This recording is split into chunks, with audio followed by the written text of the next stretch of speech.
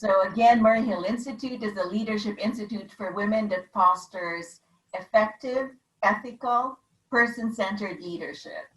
At the Institute, we dream of a better world where persons are more important than things, interpersonal relationships mean more than projects, and the common good takes precedence over material success. However, we embrace things, projects, and material success and direct them towards the common good. We act in our dreams so that they're translated to reality. And we do this by working hard and working well, serving our families and our communities through the ethical work that we do.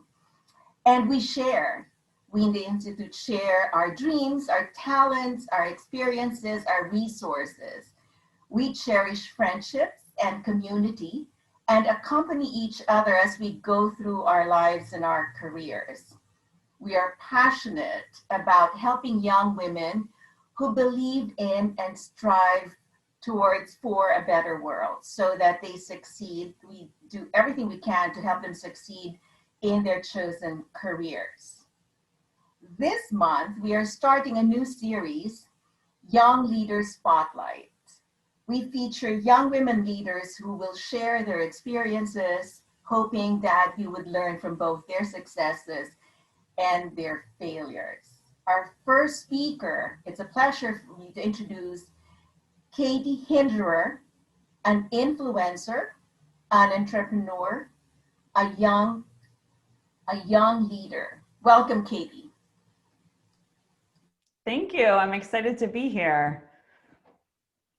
So let me go ahead and share my screen with you so we can begin. 1 second. So here we go. As Teresa mentioned, if you have any questions or comments as we go through, feel free to go ahead and just pop them in the chat. I will try and answer them as we go along if they work well and pertain to what's happening then, or I might save them towards the end where I'll give you a little bit of time to ask questions as well. So we are going to start. So Teresa asked me to talk about leading through social media, and I like to call this subtitle, AKA, we're all influencers here. And so in some way, shape, and form, we'll talk about this, but all of us are influencers in today's day and age. So let me tell you a little bit about me before we go into this. So I am a social media influencer and social media coach. I got a degree in journalism from Marquette University, moved to New York, worked at the New York Times as a business reporter, spent a lot of time writing about commercial real estate, which was really boring at the time. And so for a creative outlet, I started a kind of fashion lifestyle blog called Modly Chic. Yes, it is a made-up name. I started that in 2009. And from there, it just kind of grew, and it was a side hobby and something really fun that I did for a really long time. Started the Instagram influencer account by the same name in 2012. I've grown it to over 135,000 followers. And then this year I launched Rosebud Social Strategies, which is a social media coaching business that helps small business owners, solopreneurs, and entrepreneurs figure out how to navigate social media in an authentic and profitable way. So that's me in a nutshell. To give you a little bit of background of why I can talk about this and what I have to say. So let me tell you what it's like to be an influencer and what influencer life is like. It is a very cool job title and has a lot of really great perks. These are just a couple shots from the last 18 months or so. Obviously, COVID put a stop to a lot of things. But basically, I get the chance to work with a lot of brands, with a lot of small businesses, large corporations, and try out things, talk about them, share them with my audience, and let people know what they could do, what they could buy, and about those kind of things. So you'll see on the right-hand side, there's a photo shoot from a campaign that I did with Lee Denim. And then on the exact opposite side, on the left, is a stack of all the boxes that I get on a normal monthly basis or so to kind of go through. I've been able to skydive with the Army's elite skydiving team. I've met small business owners and artists and all sorts of things. So it's very fun. It's a great job title. It's a really exciting job, but it's something that we all have to a certain extent, right? So ultimately, what does it mean to be an influencer? Basically, it's to have sway over another, to impact the opinions and the decisions of those who have given me permission to do so. And when I say give me permission, I mean that in the sense of they have chosen to follow me. So they have invited me into their feed. They have invited me to take up space in their life in some way, in their Instagram feed, in their email, through newsletters, or whatever that happens to be. And so they have given me permission to share my thoughts and my ideas and my opinions about things and products and experiences in that way. And I think when you think of it that way, like an influencer, someone who has sway over another or an impact on opinions and decisions, it can seem a little intense and perhaps manipulative if you think of it like that. But really it's not if we're using it in an authentic way, if I'm using it in a very purposeful and intentional way, because ultimately we're all influencers. We all do this.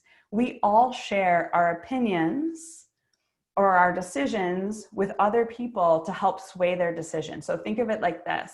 Maybe you went out to a restaurant pre-COVID times and you really, really enjoyed it, or you had an amazing drink or a great cocktail, or it had live music that you thought was beautiful, and you maybe tell a friend about it so that they too can go to this restaurant and experience this. Or maybe you left a review on Yelp, or maybe you bought something on Amazon and you reviewed it on Amazon, or you sent the link to a friend who was looking for a similar product. That's having influence. You are influencing buying decisions, entertainment decisions, etc., of those people around you. And so we all do this, whether it's your job title like it is for me or not.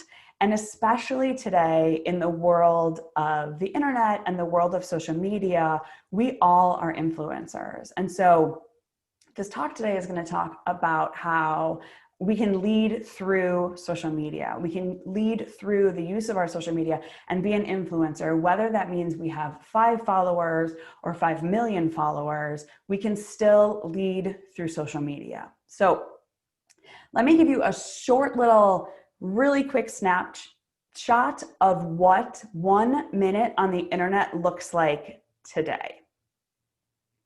So you can see this chart. It's crazy numbers. This is just 1 minute on the internet. So in 1 single minute on the internet, 1.3 million people are logged into Facebook. In 1 single second, 764,000 hours are watched on Netflix. I would bet this number is even higher, or was higher during quarantining times, right? Or when we were sheltering in place in our various cities. 2.5 million Snapchats were sent. All of these numbers are staggering numbers. And certainly each of us in some way has contributed to adding to these numbers at various times. And maybe you're not involved in all of these things. Maybe you've never even heard of Twitch or TikTok or whatever it happens to be, but we all are involved in some way. And so therefore we are all influencers, and we're all able to lead through social media. So when I think of my own life as an influencer and my own job description, I always think about making a pact with myself and with my followers. And my followers don't know they've signed on to this pact, but this is the pact I have made to them. And this is how I think we can lead through social media.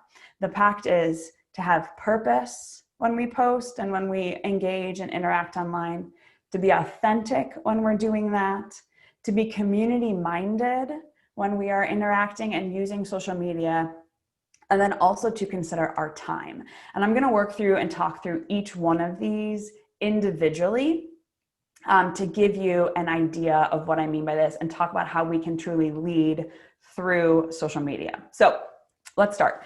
The P impact is purpose, as I said, and ultimately this is a question of why. This provides the bigger picture of why we're on social media and what we're doing. So a couple of questions we can ask ourselves.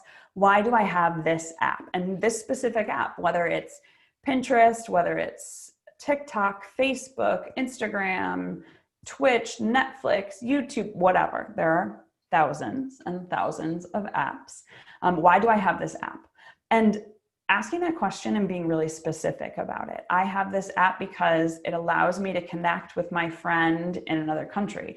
I have this app because it's a good time filler.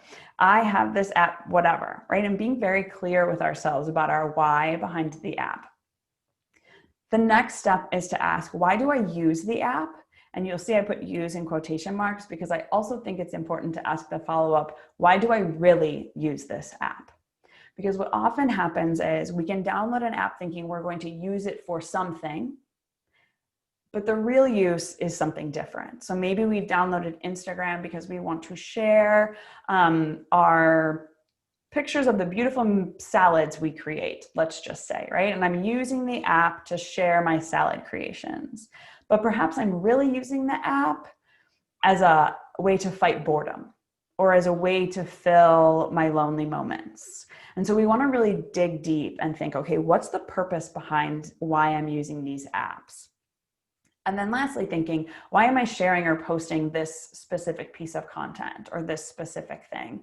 And again, going back, thinking purpose, what's my intention behind doing this? We'll talk a little bit more about the intention when we get into the community aspect and the authenticity aspect, but really thinking, okay, what's my purpose? Ultimately, it's a question of why. And all of these questions ultimately go back to the big why. Why am I here? And does this app, this time spent on it, serve that purpose, right? If we think, okay, if I continued to spend the amount of time I spent, let's say yesterday on Instagram for the rest of my life, would that serve the purpose I'm trying to live my life, the way I'm trying to live my life, the person I'm trying to become, or not? If I spent the amount of time binging Netflix this week, like I did last week, for the rest of my life, would that allow me to become the person that I want to be? And really going deeper into that, kind of asking that question. And by answering these, we're able to lead through social media because we're able to take a step back and say, I'm not using this app well, and therefore I'm going to use it differently. Or perhaps I'm not posting this piece with a good intention, or perhaps I'm not posting it with any thought at all. You're going to dial it back, think it through, and then maybe you can post with intention or with purpose. So each of the sections I'm going to provide like a little pro tip for you. And this is something that I do that I think is really helpful. So my first is the pro tip for the purpose section is if the app doesn't serve your greater purpose, delete it. I don't know if you have read the book Digital Minimalism.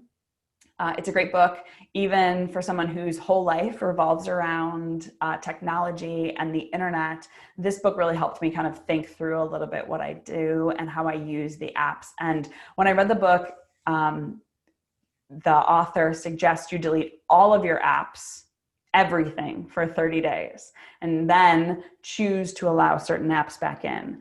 Honestly, I did not do that because I was like, there's no way I can delete all of these apps for 30 days. But what I did do is go through and say, look at each app individually and be like, is this serving my purpose? Am I using this well? Is this helping answer my why? And if it's not, I deleted it. So when I did this exercise, I had over like 350 apps on my phone. And by the time I was done, I was down to about 150. I had deleted over 200 apps from the phone. And that included even my email app that I deleted because it wasn't serving my greater purpose. I found that I was checking emails on there, getting lost in that, not actually responding because I knew I needed to respond when I had more time and was in front of my computer. And it was causing me to work double. It was causing me to read emails twice. And it wasn't really easing my process. So it wasn't serving my greater purpose. So I got rid of the email app. So kind of thinking through what's my purpose, what's my why, what's my intention behind being here and posting, and then getting rid of anything that doesn't serve that purpose and that intention. Okay, so that's the P. The A in PACT is authenticity.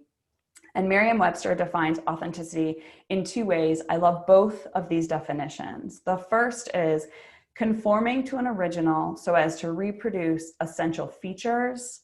And the other definition they provide is being true to one's own personality, spirit, or character. I like both of these because they really help us think through what it means to authentically show up online. And especially the first one, conforming to an original. So you are the original. It is you are there. And then anything you're posting on the internet is a reproduction, basically, of you, right? Of your essential features and that kind of a thing. And so we want to make sure that when we're posting on social media, that we are authentically reproducing the essential features of who I am and what I'm all about, of that personality, that spirit, that character that I have. And making sure that it really is conforming to my original and not trying to make me look like something I am not, something greater than I am, something, I don't know, more exciting than I think I am, or whatever that happens to be. The way I like to talk about it is the difference between the highlight reel and the movie trailer. So you might have heard that often Instagram is considered the highlight reel, right? Nobody tends to put gross pictures, right? Everything looks lovely and amazing, and everybody's lives look perfectly pristine on the highlight reel. That's because that's the purpose of a highlight reel. Think about when you go on vacation, for instance, right? Let's say you go to Italy on vacation when everything opens up again, and you are on vacation. You take probably thousands or hundreds of pictures. You come back and you don't sit down and show your best friend all 1,000 pictures that you took. You hand select the highlights of the trip, right? Here I am in the Colosseum. Here I am on the Spanish Steps. Here I am with my favorite gelato. And here's the highlight reel. Here's exactly kind of generally what I did. That isn't entirely authentic, because the highlight reel is just the best parts of what's happening. And it kind of creates a false idea of what the trip was all about, or who I am, what I'm all about. It doesn't feed and kind of reproduce, like we talked about, the essentials of the original, like the definition implies. On the other hand, the movie trailer can be a more authentic representation. If you think about a movie trailer, they tend to give you the general plot of the movie, so you know what you're getting into. You understand the main characters, at least in general, right? It's not like you ever watch a movie and then suddenly there's a main character who you didn't see in the trailer, because all the essential characters are there, they're represented. And movie trailers also contain a high and a low, right? They kind of take you a little bit through the arc of the story to draw you in and to help you understand what are going to be the high points and the low points, what are going to be the dark, right? The shadows and the light. And we want to think our social media presence, when we decide to lead through our social media, we want to be providing the movie trailer. Yes, movie trailers are exciting and fun, but they also contain real elements of the life, real elements of the movie that is our lives, the main characters, who's involved, that kind of a thing. And so to think, okay, when I'm showing up on social media, am I providing the highlight reel, or can I provide the movie trailer version of myself? So one side note to all of this is the idea of the comparison trap. You probably have heard of this before. The comparison trap basically is a psychological phenomenon in which we measure ourselves against others in order to understand our strengths and our weaknesses. This has been around forever. This is not new with the advent of social media. It's an evolutionary reality for humans, right? We had to look and be like, oh, this hunter is performing better. I have a weakness in this area. I need to get better with using the bow and arrow or whatever. I need to be faster at running. That was really good. And that helps us as humans. So a comparison is not necessarily a horrible thing, but we were never meant to be able to compare ourselves to thousands of strangers who we know very little about. We don't know their life story. We don't know what's going on behind the scenes. We can't see beyond the photo that pops up in our Instagram feed or in our reel.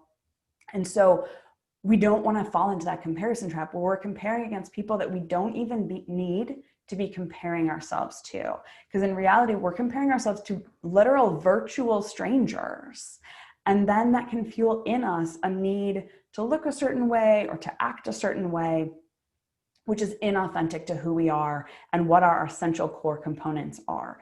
And so a good way to think about leading through social media is trying to avoid that comparison trap, right? Reminding ourselves often of that Teddy Roosevelt quote, that comparison is the thief of joy.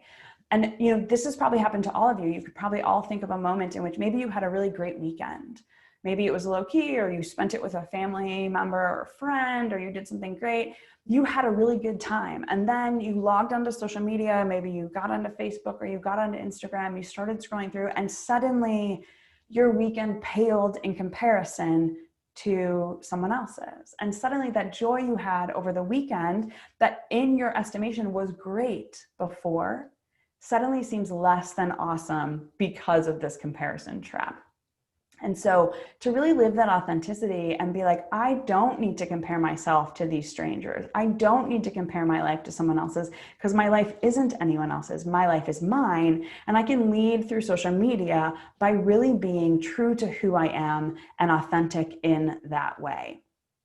So the authenticity pro tip that I want to give you is delete, block, mute, or unfriend accounts that leave you feeling not good enough.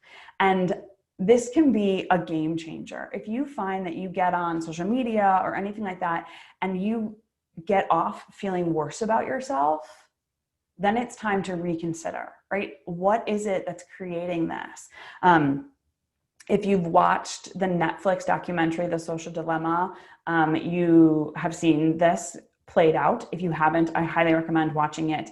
But in it, they talk about how the like button, right, which was invented for Facebook to create positivity, right, and to build up this great thing that they saw, they had no idea that years later down the line, it would be a cause for so much angst and drama among teenagers, right? Because they compare themselves and they see the number of likes as clear indicators of their social status, which it isn't.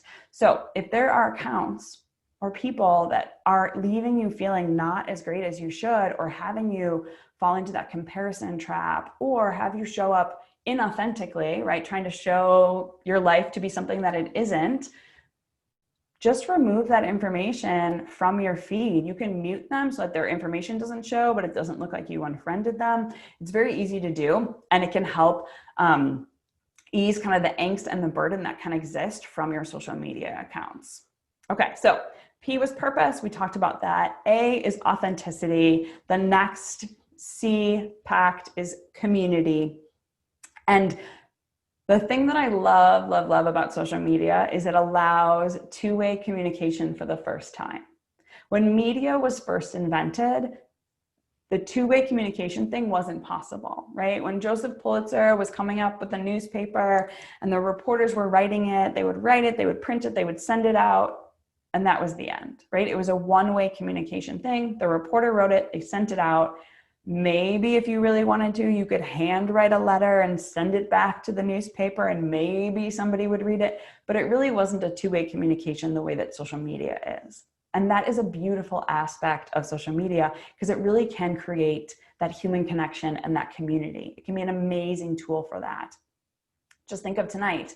We are, a number of women from all over the country. I'm here in St. Louis. Many of you are there in New York, and we're able to do this and connect in this very human way because of technology, which is beautiful. But also, on the flip side, it can be a highly divisive tool. Again, if you watch The Social Dilemma, it talks about how with the rise of social media, we see polarization on so many things in politics, in ideas about global warming, all sorts of things. Huge polarization, huge divisiveness with the rise of social media. So it has really great community aspects, but it also can have really detrimental ones for the community. And so we want to keep community kind of front and center in our mind when we think about, okay, how am I going to lead and truly be an influencer on my social media accounts? So I think 3 things to keep in mind when we're thinking about our community. 1, it's the idea of dialogue. We want to foster this back and forth conversation, right? This two-way communication.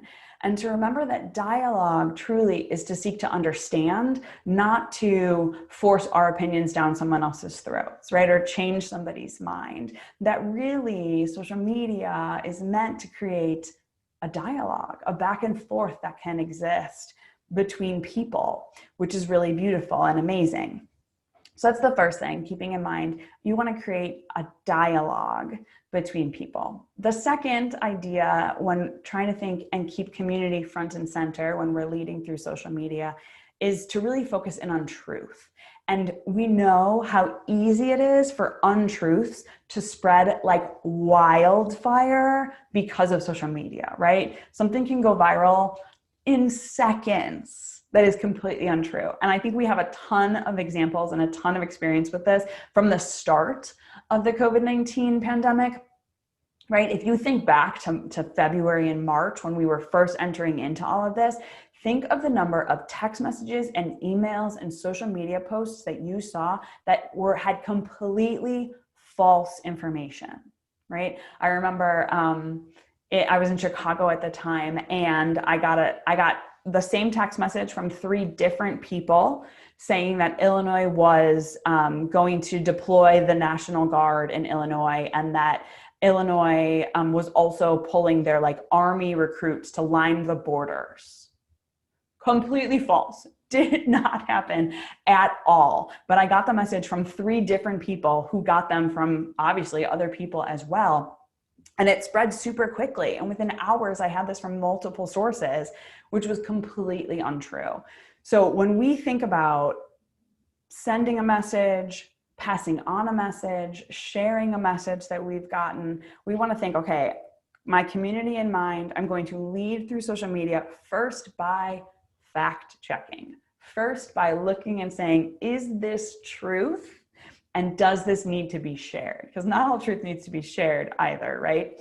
So to really think through, okay, is this truth and does this need to be shared before I then jump in and try and spread this and give this thing to my community, right? And then lastly, this very human-centered approach.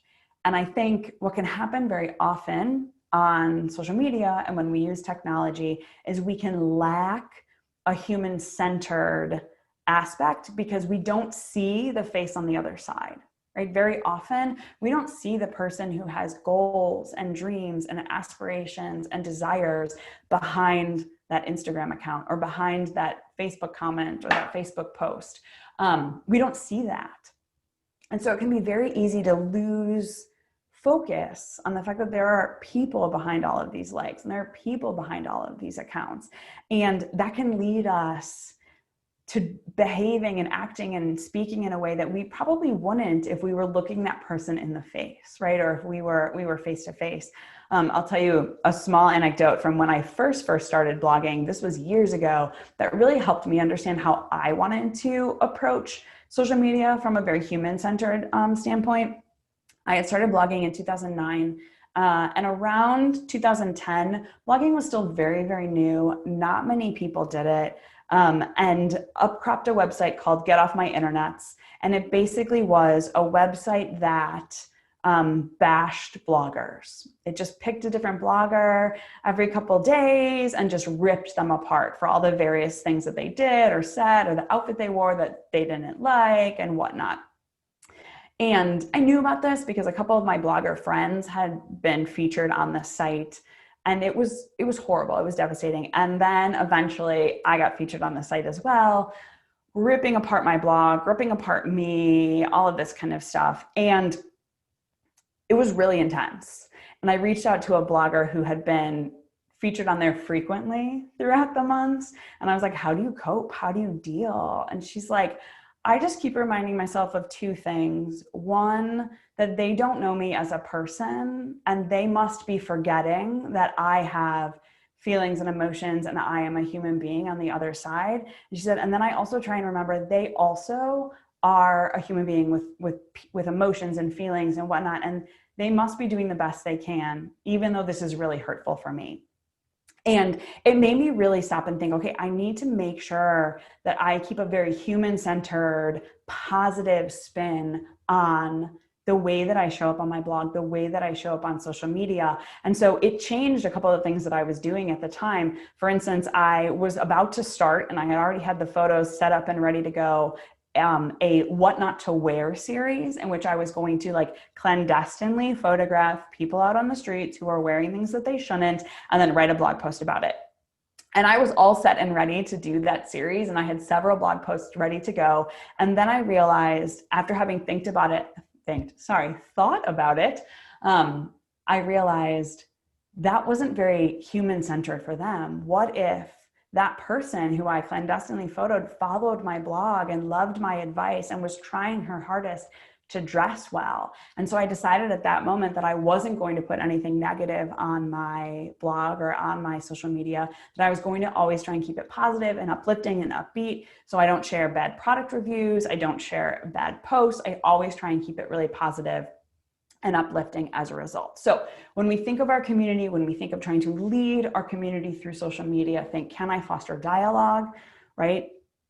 To understand, to seek to understand, can I make sure that I'm passing on truth? And can I remember the person who is behind all of this? So my pro tip for you, for the community, is before you post or before you repost or share, pause and ask yourself, does this foster dialogue? Or could this hurt or alienate those who come across it? And I think if it fosters dialogue, then maybe that's a really good thing to share and use on your social media. And if it hurts or alienates, we want to try and avoid it, or maybe think of a way that, can we word it differently so that it can foster dialogue? Maybe it's a message you really want to get across, but there are ways to foster dialogue and there are ways to alienate people. And we want to make sure that we're always drawing people in, remembering them, and kind of really fostering that dialogue. Okay, so P, purpose; A, authenticity; C, impact is community; and our last letter is T for time. So the big ultimate question is, how much time are you giving to these apps, to technology, to social media? How much time? Usually when I give this talk to a smaller group, when it's more intimate, I have people write down on a piece of paper how much time they think they spend daily or weekly on their social media. And then I have them actually literally pull up their phone and check the amount of time they spend. And what I've found is usually a good estimate is people spend 3 times more time on their social media than they actually think they do. So, you know, I've done it before, and people were like, oh, I think I spend 3 hours a week, and they really spend 9 or 12. And many of us spend even more than that. I think the average is something like 6 to 7 hours that many people, millennials and younger, spend on their social media.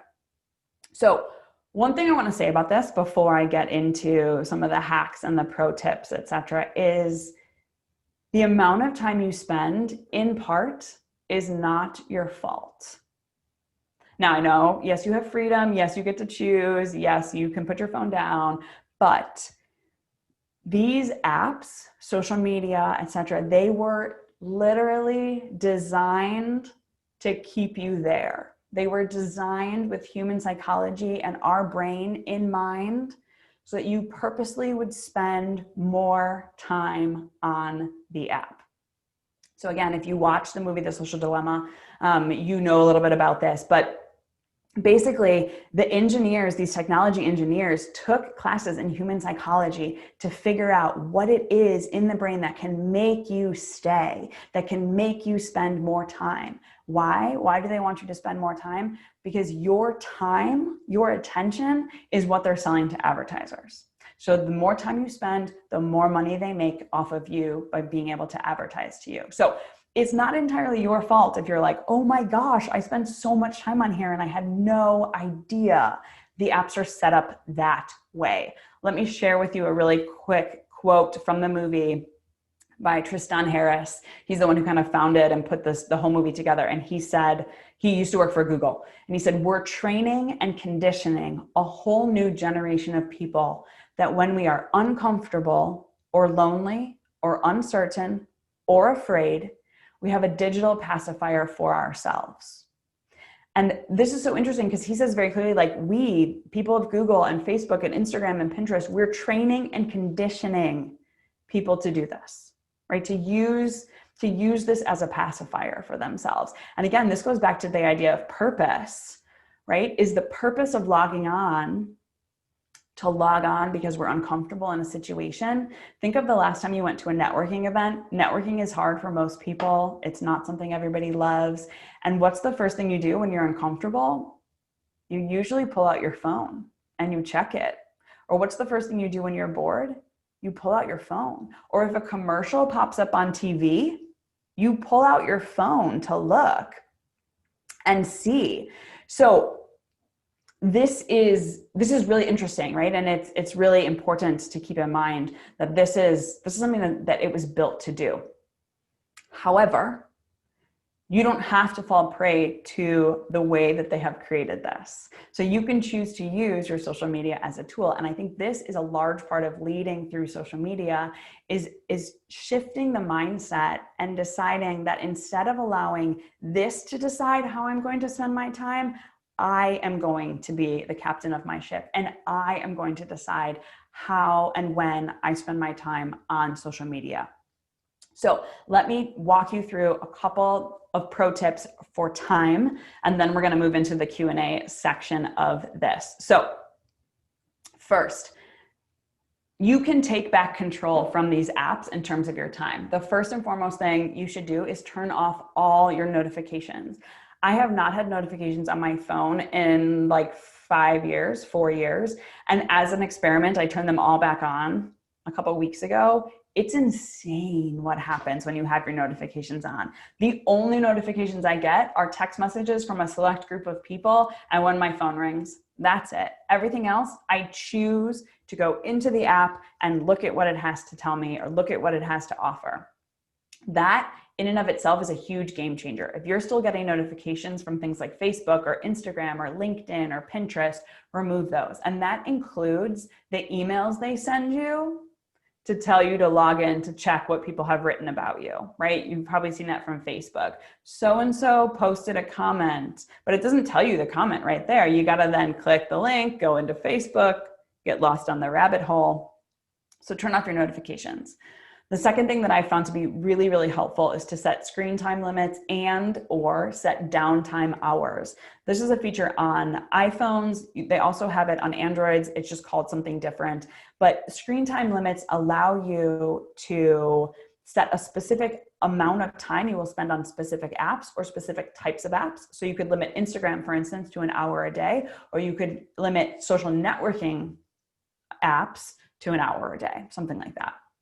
That's what screen time limits allow you. And then on the other hand, the downtime hours allows you basically to kind of turn your phone off from the hours of whatever you set. So I have them set that at 8 p.m. till 8 a.m., my phone basically goes dark. All the apps turn like a little bit gray. And then if I'm going to go in and choose to override that, it basically has to ask me twice if I really want to override it to get into Instagram and look at it. And it's just that little extra moment of pause that will allow you to be like, okay, am I choosing this or am I just falling prey to it? And if I'm choosing it, then that's fine, but I want to be sure that I'm the one who's choosing it. The next thing to do is to remove your most tempting apps from your home screen.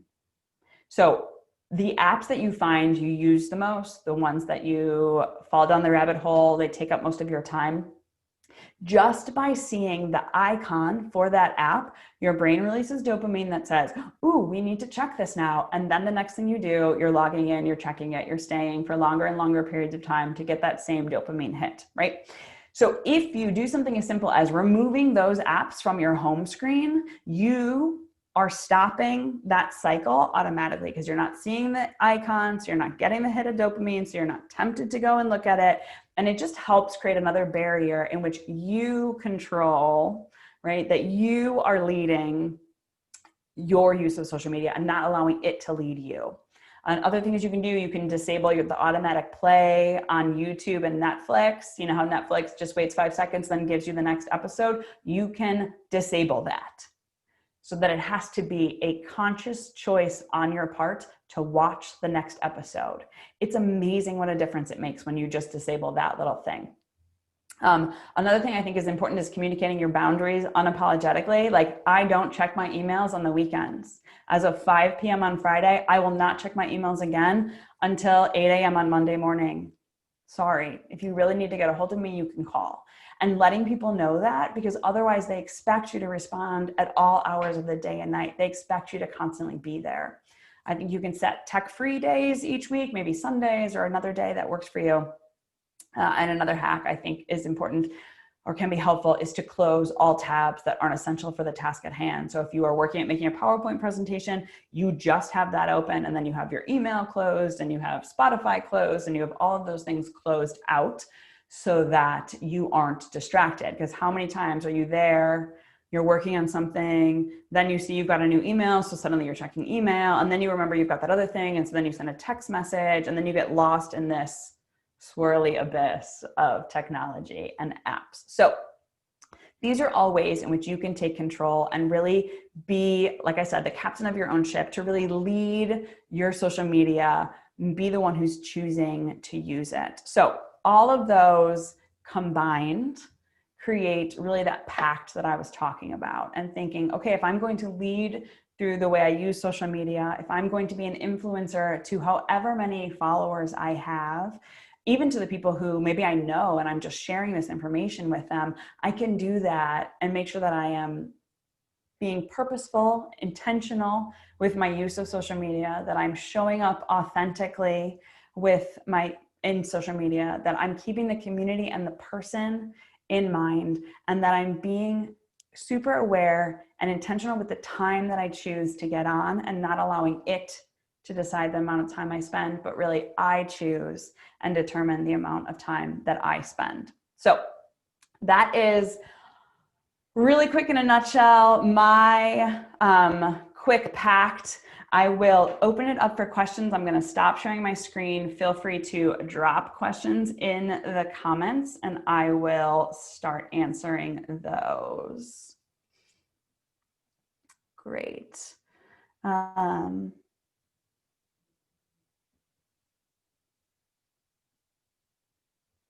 So someone asked, as someone who doesn't use social media a lot in my personal life, but need to use it at work to sell the product or an experience, how can I use influence to help people engage in something separate from my personal brand?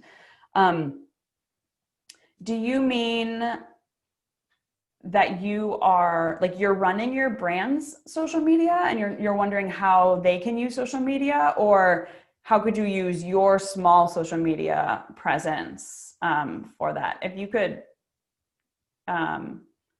theirs. So you want to use their social media. So I think these things apply also when you're talking about a brand and building a brand. You want to think, for the brand, are they showing up with purpose and intention? Are they authentically representing what their brand is all about, right? What they hold to be true, what their mission is, what their purpose is, who their ideal client is, who they're trying to serve, and the community as well, thinking, I want to make sure that I am truly serving this community that I could do.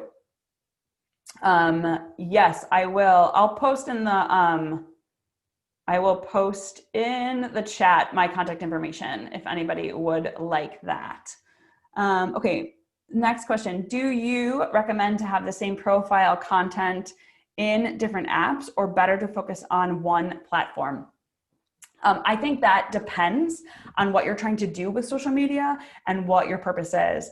I have found, in terms of from a business standpoint, it's overwhelming to try and be on all platforms all the time. So find the ones that A, work best for your business, and B, you enjoy the most, because obviously you want to enjoy being on the app and working on it, and then focus in on those. So for my blog, for instance, I had at one point Twitter, Pinterest, Vine, Instagram, Facebook, et cetera, and then I realized this is way too overwhelming. And so I just narrowed it down to Instagram, Facebook, and Pinterest, with my greatest emphasis on Instagram.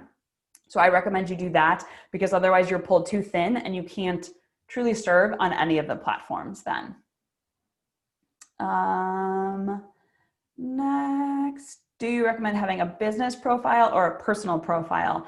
That's a really good question too. I think if you are a business in any way, that you should have a business profile, or a creator's profile if you're like an influencer type of deal, because that also allows you additional analytics and insights into your posts to be able to understand what's working well for your audience and how to create content better. So Instagram gives you different information if you are a person, whereas if you're a business. So I would recommend, if you have a business, that you should be a business profile.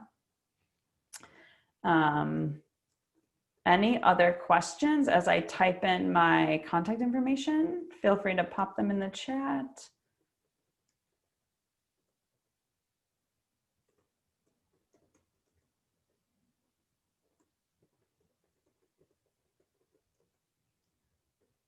Nothing else. Wow, no. Oh, here we go. Oh, what books do you recommend to read and check out to grow your Instagram? Books to grow your Instagram? I don't recommend any. I don't know any that are out there. But I definitely, just email me and we can talk to you about how we can do that. That's literally what I do for a living. So I can help you, kind of guide you to some resources. But there really aren't books out there, also because Instagram changes so frequently that any book that was written, unless it was written last night, is outdated already. Because even look at Reels are now a thing on Instagram that didn't exist 2 months ago, right? So I wouldn't recommend a book. What else? If you had to have only one platform, which one would it be? Joanne, that depends on your business. If you have a very visually friendly business that targets millennials or younger, I would say Instagram. If you have a business that targets millennials and older, I would say Facebook is usually a good option. Those are kind of the two. Pinterest also could be a thing. It really depends on what your business is. So if you give me more information, I can maybe help you out with that. Is it really worth having an Instagram career? I mean, I love it, but it depends. I think you have to also keep in mind that when you work as a full-time influencer or whatever, like I don't own the Instagram platform. So Instagram tomorrow could cancel my account, or it could get hacked, and I could lose my livelihood, which is partly why I now have started the coaching business as well, just to have another branch. I love it. It's enough to support me, but I don't own it. So that's why I wanted to do something different. And also because I love social media so much, I wanted to help other small businesses who I had been working with through my influencer life to learn how to use social media well. So yes, I think it's good, but tricky. Okay, other questions. What social media do you think is best if it's a healthcare business? Again, it kind of depends on who your clientele is and what your specific healthcare business is. I've seen a lot of like psychologists and therapists and social workers showing up on Instagram lately, because that's a very easy platform to be sharing tips or tricks or ways to cut down on anxiety. That can be good. Facebook as well. I would say Instagram and Facebook would probably be your best bet for those things. As a business, should you post something every day? Claudia, great question. I think the answer is yes and no. I think you need to be present every day on your social media accounts. And that means engaging, following. If we're talking specifically Instagram, for instance, maybe that's showing up in stories, replying to comments and direct messages, but that doesn't necessarily mean you need to put a new post up, a new permanent post up every single day. In fact, I think that's too much. I tend to do 3 days a week of a permanent post, and then the other days of the week I spend engaging and being an active member of the community there. What about LinkedIn? So I actually don't do that much with LinkedIn, but I know people who are very business focused and their business is like business to business type of deal, find a lot of use for LinkedIn. It's basically like the Facebook, but for the people who are like legit professionals. So if that's your shtick and that's kind of your niche for your business, I think LinkedIn can be a really, really good place for you. I know a lot of people who have a lot of success with LinkedIn. Is there a specific social media that deals with luxury fields? Good question. Luxury fields as in like luxury goods, Abigail? If that's the case, I think Instagram is usually a good place to see that, because it's very easy visually, since luxury tends to be something that is a very visually compelling good. So I would say that. What's the coolest thing I've ever received to promote as an influencer? I've received some really cool things. I mean, the skydiving with the Army was very cool. I've gotten, I don't know, tickets to concerts and airplane tickets and hotel stays and meet and greets. I don't know. There's a lot of really cool things. What I like most though is that it's allowed me to be able to take like friends and family to these experiences as well. So like I got to take my dad's a diehard Cubs fan who like just like eats, sleeps and breathes Cubs. His dad was a diehard Cubs fan. And I got to take my dad to a Cubs game about a year and a half ago, with really good seats and that kind of a thing. And I got to take my brother to a Blackhawks game. And neither of us had ever been, but he loves them, but he'd never been. So that's what I like more, is being able to share the experience and the things that I get with people who wouldn't be able to experience them or maybe hadn't yet before. Yeah, Joanne, the skydiving was a recruitment effort. They brought in a bunch of influencers from the Chicagoland area to show you the various ways the various jobs you can have in the Army, including you can be part of the elite skydiving team, which skydives into stadiums and into the Coliseum and all that kind of stuff. So we got to tandem skydive with them and kind of learn about their thing. Okay, what about the competitors that follow us undercover to check us and copy us? Good, let them, because you know what? If you know your business and your ideal client super, super well, it doesn't matter if a competitor is doing that, because they have a different clientele, they have a different business that they're running, they have a different mission, they have a different purpose. Even if you're selling similar goods, the business is going to be different. And so if they're following you to copy you, I wouldn't worry about it. Just keep doing your thing, keep showing up authentically, keep showing up with purpose and intention, and pay no mind to the people who are following you and trying to do what you do, unless they're like stealing your goods. But so is a lot of the things you provide influence about more experience than goods? No, I do both. Like I worked with Olay on a year-long campaign for their skincare routine and their lotions. I've worked with a lot of like beauty companies, Urban Decay and that kind of a thing. So it's both goods and services. I work with Shopbop and Amazon and various things. So it's both goods and services, goods and experiences. Yeah, if they're stealing your goods, I think that's more, you should talk to a lawyer about that and have cease and desist from stealing your goods. Is it necessary to be on social media? I mean, I think if you have a business today, yes. If you are just a normal person, not necessarily. If you don't need social media, if that's not how you're interacting, if you have great, healthy, robust relationships without it, I don't think you need it. But if you are a business, yes, for sure. You need it. Anything else? I think that's it. I think that's all the questions. Great. Well, Katie, thank you so much. We will all remember PACT. Nice. We will be leading through social media. And by the way, I just wanted to remind everyone that we will be uploading the video of this seminar, so that if your friends were unable to join us for some reason, please invite them to check out our website.